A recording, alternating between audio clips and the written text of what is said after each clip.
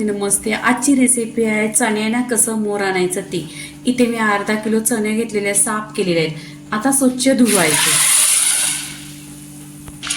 इथे पहा, 1-2 पाण्याने स्वच्छ धुवायचं, कारण ह्याच्यामध्ये पावडर वगैरे टाकतात, केमिकल असतं, म्हणून स्वच्छ असं धुवून घ्यायचं 1 ते 2 पाण्याने.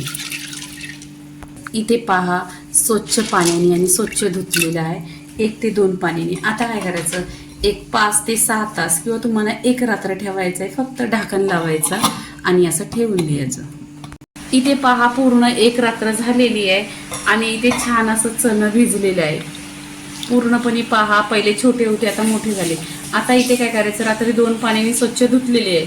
आता पण 2 पाण्याने स्वच्छ असं धुवून घ्यायचं, चांगलं असं यानं चोलून घ्यायची आणि यातलं पाणी काढायचं.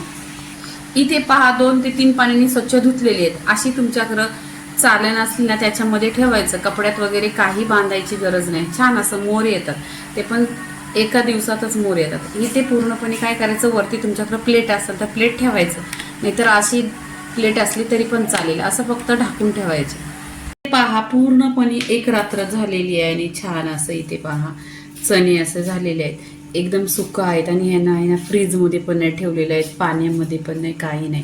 तर तुम्हाला कशी वाटली रेसिपी? चण्याला मोर कसा आणायचं ते बघितले. लाईक करा, शेअर करा, सबस्क्राईब करा आणि नेहमीच खात राहा. धन्यवाद.